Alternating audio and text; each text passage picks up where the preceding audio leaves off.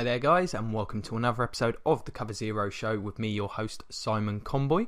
Continuing on with the draft preview series today, continuing through the NFC West, finishing the NFC, moving on to the AFC next week. This episode will be focusing on the Los Angeles Rams, which I'm still getting used to saying. So if you've not seen one of these episodes before, I give, in the case of teams with a first round draft pick, the mock pick that I've given them, discuss the team's major needs heading into the draft, and then go through the first 3 rounds, giving players that should or may be available that the team will likely consider to combat these needs, and some other players that I think may warrant consideration at those spots. So the Rams are one of the stranger teams to analyse, where you look at the defence and it looks pretty good. Front four is very good.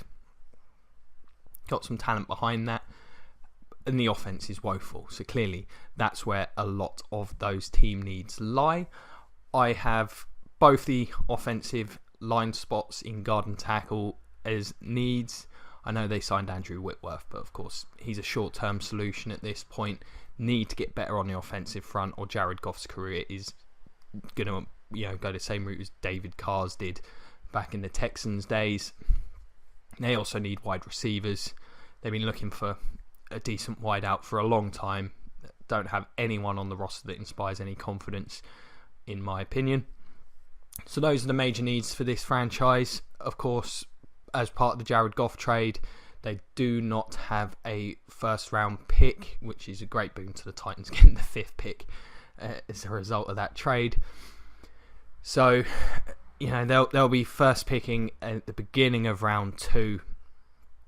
I'm of the opinion they've pretty much just got to take the highest rated offensive player on their board that, isn't a quarterback or a running back.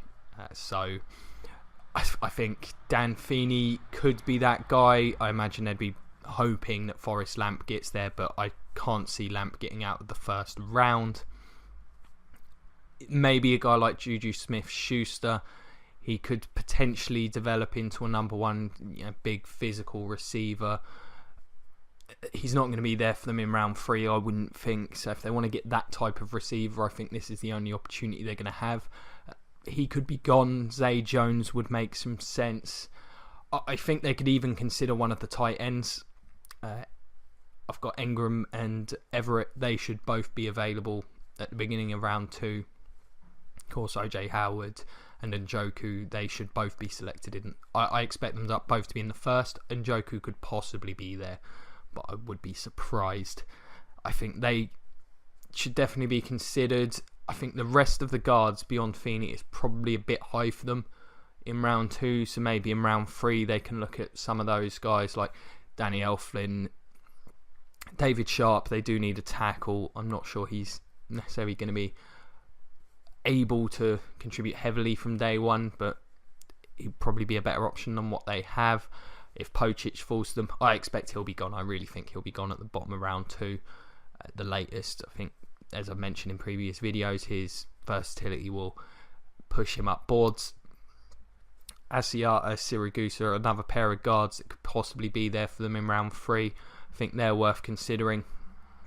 In terms of the wide receivers, as I say, really the top of round 2, I think that's where Cooper Kupp, Smith-Schuster, I think they're guys that can possibly step in day 1 if they select one in round 3 and go with the lineman in round 2, which, as I say, if it's Feeney, I won't have, I will understand the pick. Otherwise, I think they probably do need to go receiver, get Schuster, Kupp, or someone of that caliber in round 2. Just I'm not sure they're going to get a major contribution from a guy they select in round 3 or later, or at least I don't think they can expect to. Whereas these guys can possibly contribute from day 1, possibly even be their number 1 receivers. That's how bare the receiving talent is in Los Angeles right now. So yeah, those are the picks I've got for the Rams. Are there any other names you guys can think of? Do you think they need? I do think there are needs on this defense, but they've invested in Jared Goff. Clearly, he needs some developing, and he needs some help in doing so. Even if he were more pro-ready last year, I think he would have struggled in that offense. Of course, they've got Todd Gurley. Can't waste more of his youth, playing behind a line like he did last year. That line, it should be priority number one. They've got a young quarterback.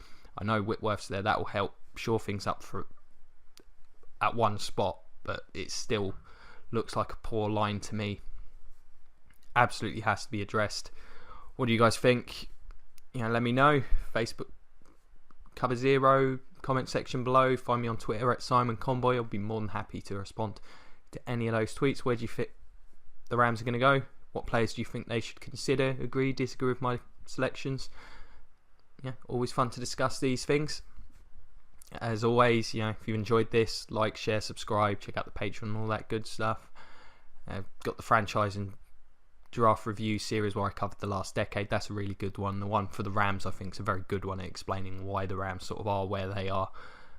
Check those out. Got the weekly review on my round 3 mock coming up tomorrow. Seahawks going up later today. Next week I'll be beginning the AFC. So, check those out. Always fun. Thank you very much for your time. Have a great day and go Bucks.